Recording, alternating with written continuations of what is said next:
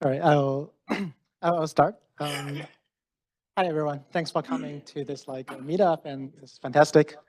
This is Danfeng from Puppygraph, and Puppygraph you see from my jacket, from the logo, it's something about a graph, right? You can also see from the front page.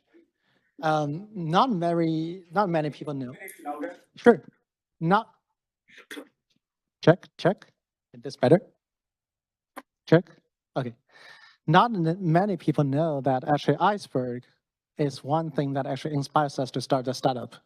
And we are a startup focusing on graph query engines on top of different data sources. And we're going to cover that, probably later. Today, we're going to talk about from logs to insights. And there's agenda. Before that, I've, talked about myself and CTO, co-founder of startup Puppygraph.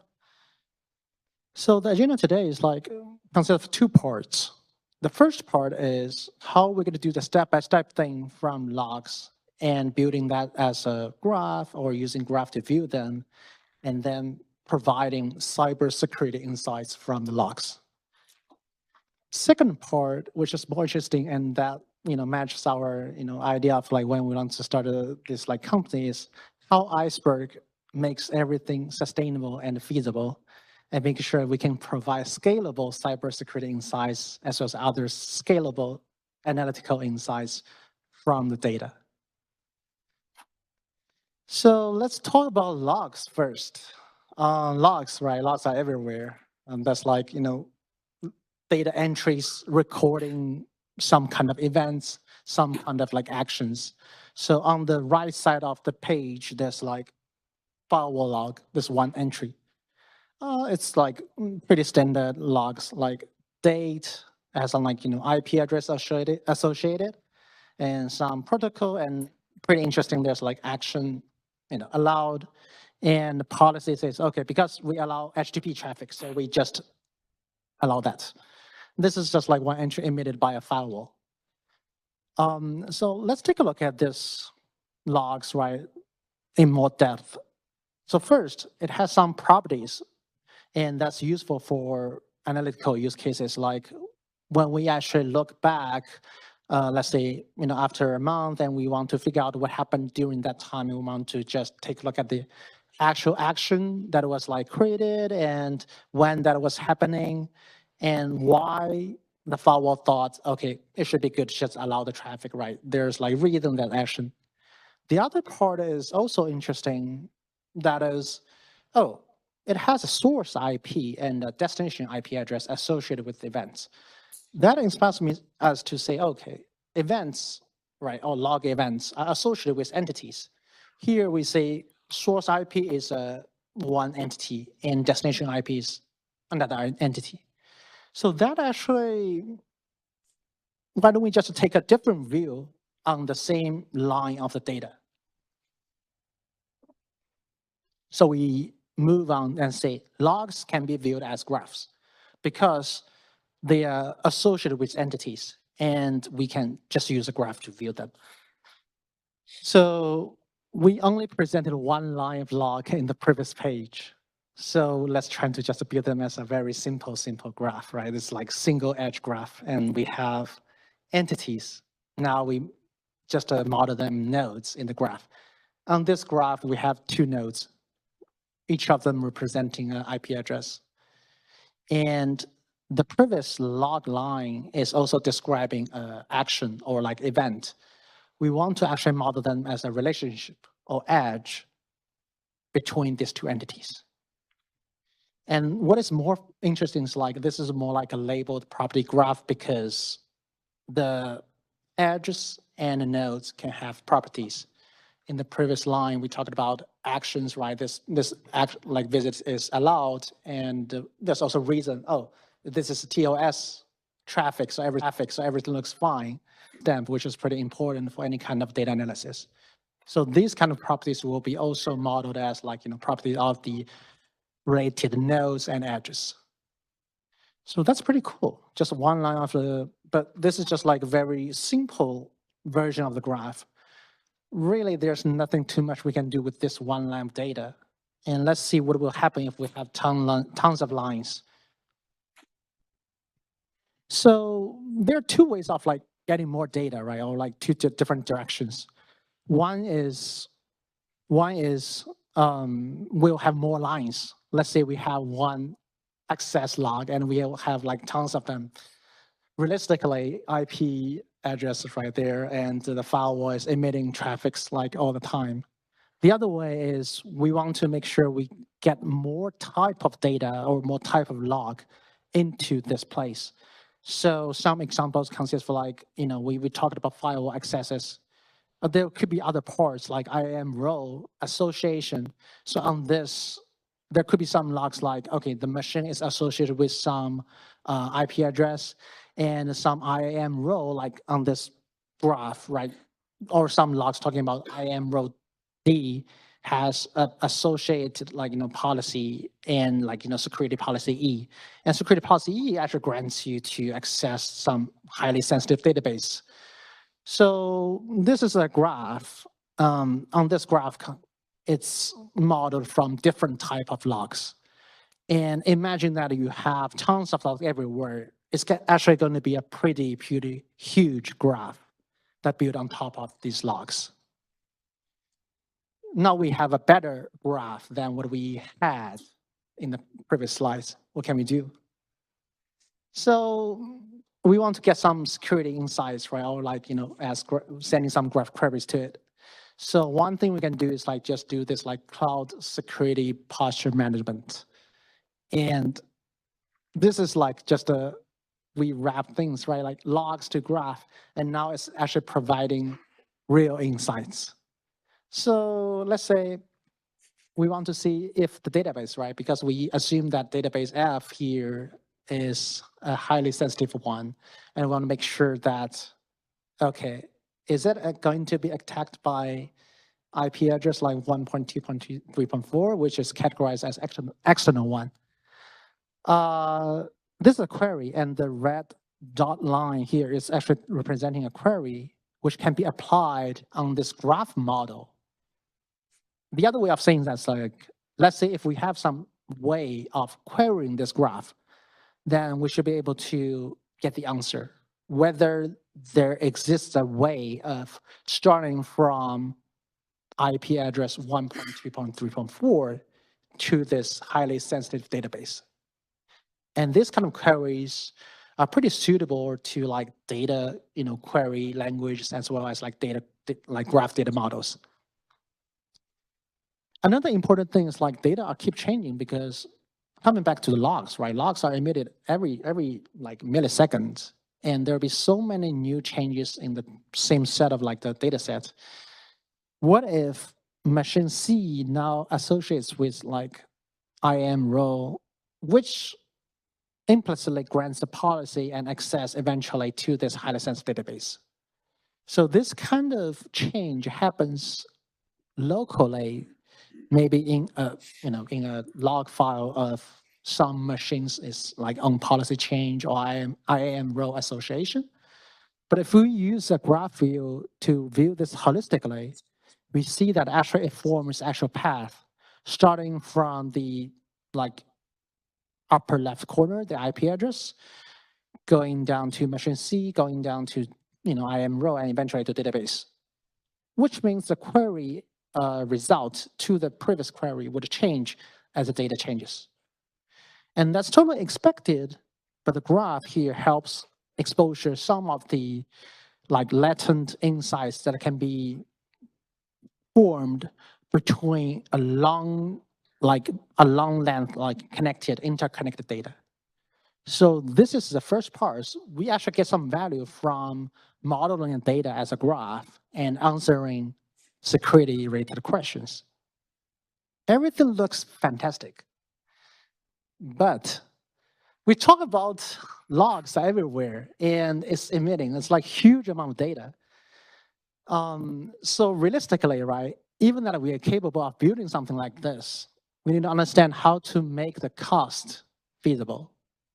And when we say cost, it's not only about the cost for storing the data, it's also the cost for managing the data.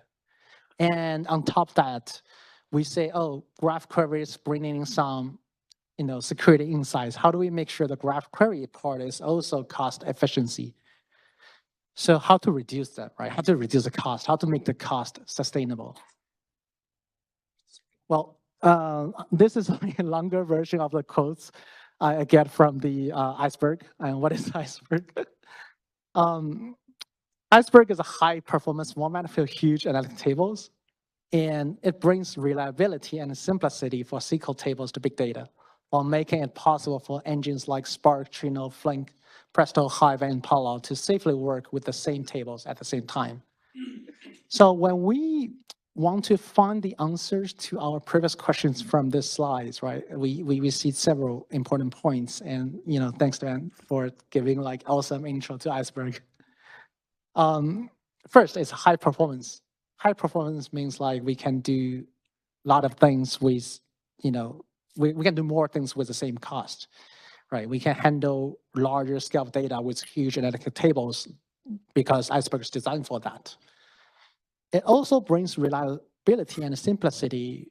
That's also important because we're going to cover that later, like why it helps with reducing the cost as well. And it talks about engines, and the separation of compute and storage actually helps a lot in reducing the cost. In the end, it's the same idea of like same copy of data in multiple engines that actually brings a simplicity and simplicity and the cost efficiency to the graph analytical world as well. So now we have Iceberg here to help, and we want to see what actually we can do with the graph analytics, and how do we get the previous like graph analysis done in a way that is more efficient. So Iceberg provides a way. When we say Iceberg analytics, right, it's like typically Iceberg with engine, like different engines that we've seen in the previous slides, and we're going to learn more in today's like meetup as well. So if we apply the same philosophy to graph analytics, it's going to be Iceberg plus graph engine, and that's exactly one of the inspiration like for us to start this project and company. So I'm just presenting an example architecture here, assuming like we're talking about CSPM, which is like cloud security posture management, right? We'll build application on top of that. The logs data storing Iceberg, and there will be different query engines querying the log data, providing different type of insights, and they expose different type of querying language or programming interface or other type of APIs to interact with the application. So this is like a multi-layer architecture. But one interesting thing is like it has multiple multiple type of engines, multiple types of query language, but it's a single copy of data. So because of we actually leverage this Iceberg thing, we think this is like considered as a scalable architecture, which is capable of providing like analytics in a cost-efficient way. So I'm just putting the graph part on the right side, right? There's like Gremlin and Cypher, popular query languages for graph, and there's like graph query engine on top of Iceberg. Let's take a look at what actually it brings. Right, let's do analysis, and this is the second part of the how once we have the Iceberg, what exactly cost is being saved. So we break it down into three parts: data storage, data management, and graph query cost.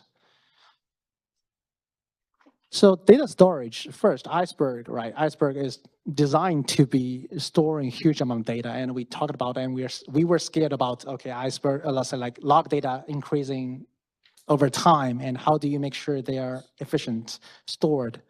I think one architecture adopted here is like Iceberg actually allows you to use like object store to store data that is keep growing all the time, and object store is considered to be pretty scalable.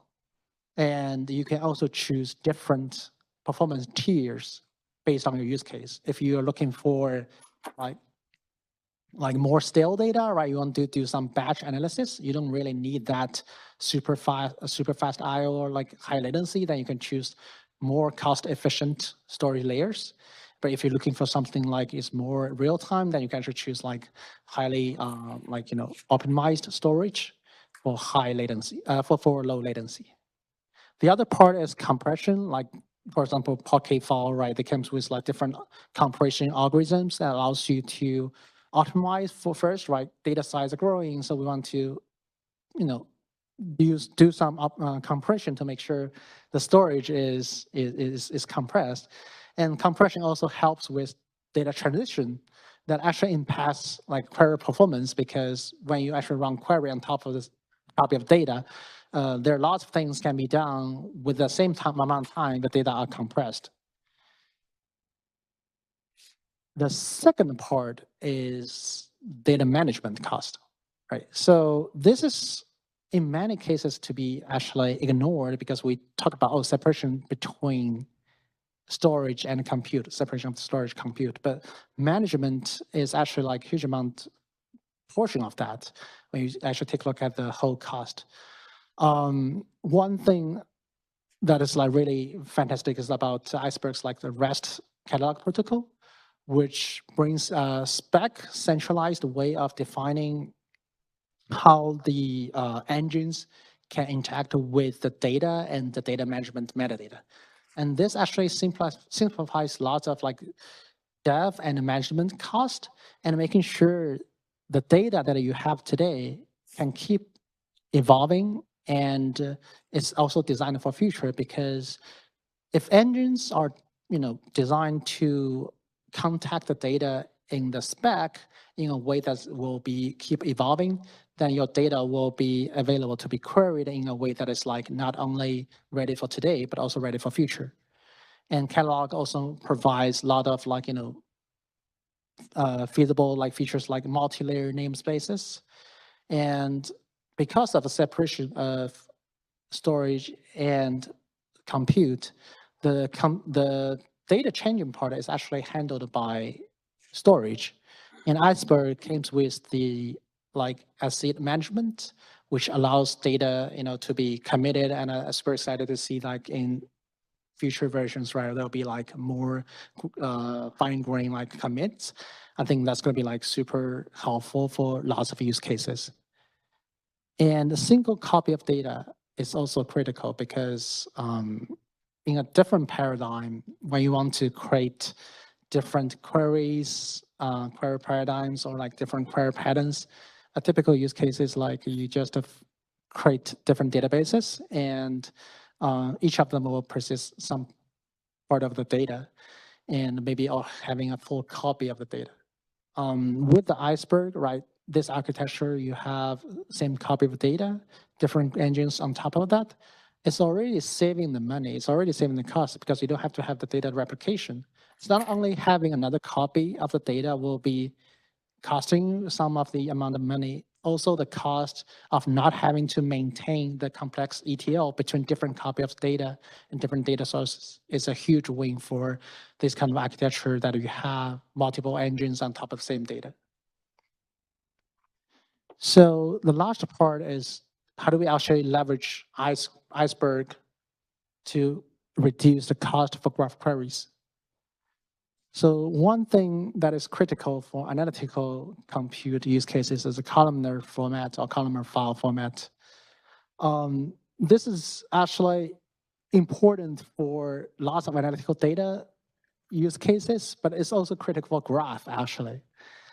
Because if you think about graph, right, we talked about graph, they have nodes and edges. We didn't touch the details of implementation, but you can imagine some of them will be part of like a metadata, like this node connects to the other one.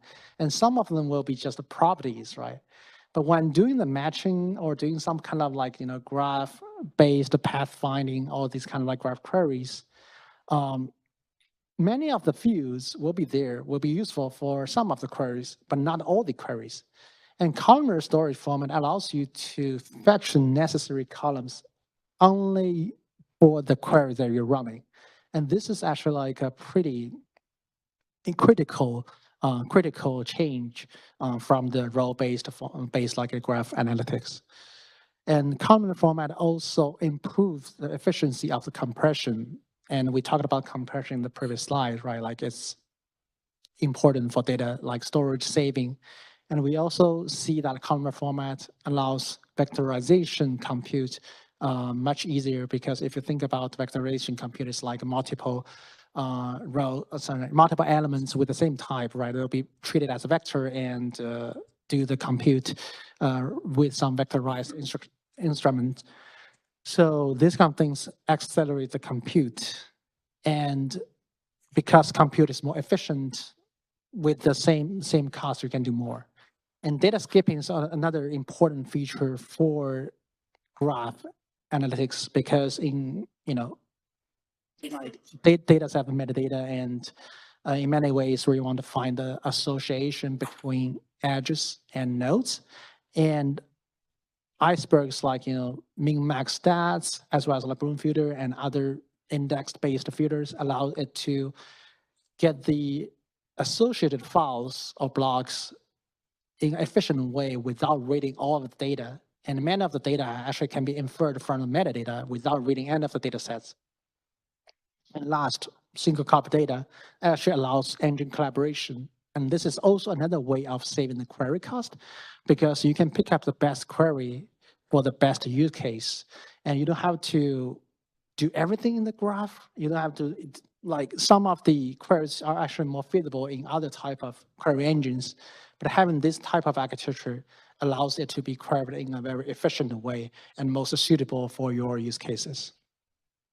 And that's basically is like what inspires us to start a company, and super excited to share about this. And I think let's just like summarize it, right? We start with logs, and now you have Iceberg plus Graph Query Engine allows you to provide scalable analytical graph insights, including those for like the example we show in this talk, cloud security posture management. And it can be applied to more use cases as well. And that's it about today's like talk. And any questions? Thanks.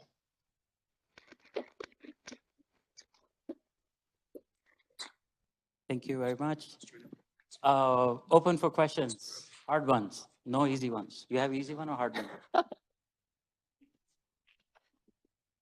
Hey, when you mentioned about the single copy of the data, like so let's say Iceberg, I think the way that can, based on my limited understanding, has its origins on the tabular data, right? Like tables and table 2, and they are all connected by keys.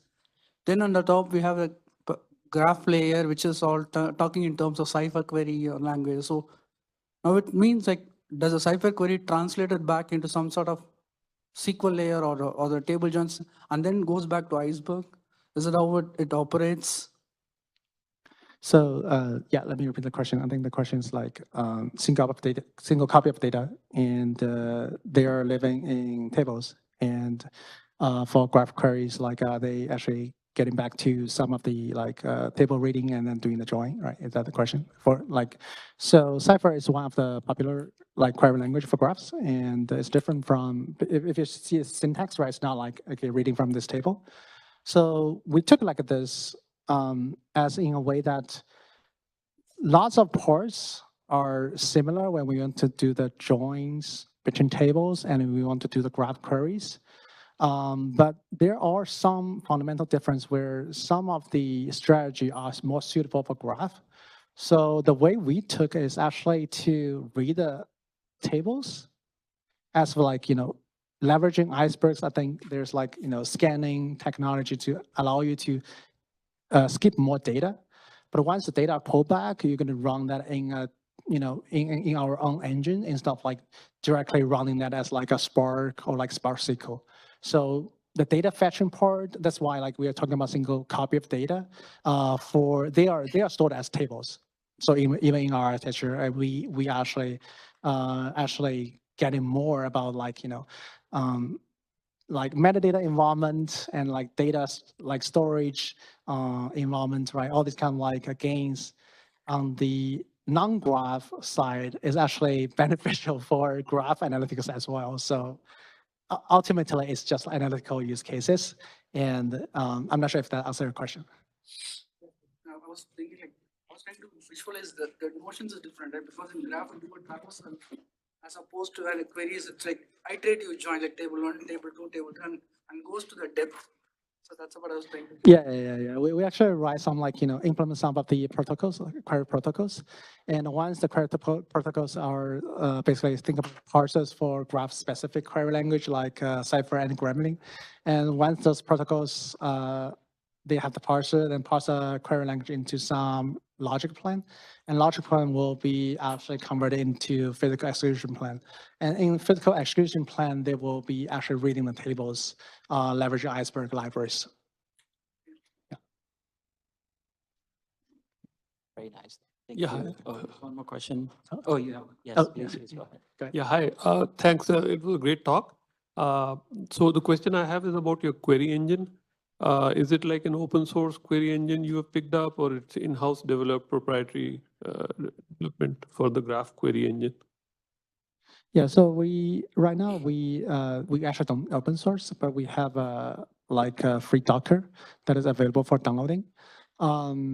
We open source part of our system, like part of like the Cypher, I think, related, and also the visualization part. But right now, the development of the core engine part is not open source yet.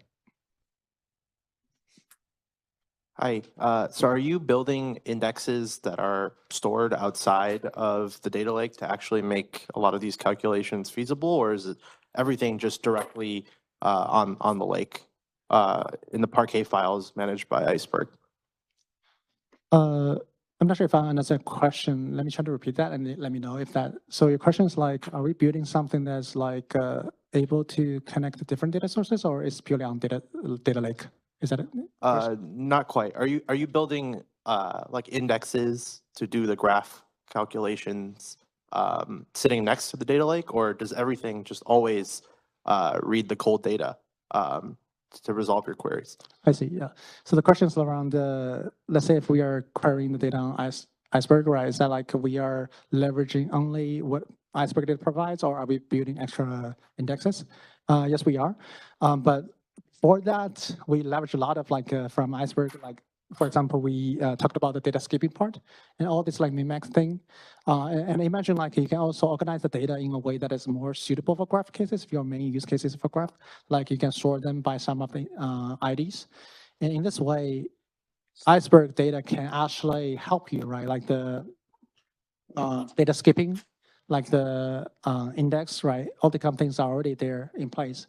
And then we build extra indexes for to suit other type of graph queries on top of like maybe non-Iceberg, but on our like local disk as well. Makes sense. Thank you. Yeah. We have one more question. Last one, Yes. I think. Give some insight into what kind of graph queries the customers are using to support. Could you repeat that? Sorry. Insight into the kind of graph queries customers use PuppyGraph for, like what applications they're using it for. What application you mean? What industry or like what use case? Yeah, I mean applications and what kind of graph queries, like reachability queries. Oh, I see. Yeah, I think I didn't put any of the queries in my slides. Some of the query will be like, so they're like, popular query languages like Cypher and Gremlin. They have, I think they're the different, one way of saying Cypher is like more similar to a descriptional, like query language where you describe, you want to do some pattern matching. Let's just use this as example. So let's say this is a data and this is a graph, and I want to check if there's a path from some node to another node. And sometimes I want to do this kind of pattern matching to scan if there's any matching pattern. So instead of saying, is there path from 1, 2, 3, 4? I would probably just say, is there a path from any type of IP addresses or anything to a database? So using Cypher and Gremlin, you can actually describe this as a query. It's just similar to in SQL, you would see, okay, select everything from this table and join, right? So you write the Cypher queries, and the the response would be matched data, also, I think, serialized in a pathway so that you know the structure and the relationship between elements returned, you can directly apply them in further analysis and computation as well. Yeah, but we can catch up and share more like about the graph querying things as well. All right, perfect. Thank you again. Really appreciate it. Thank you, and thanks for the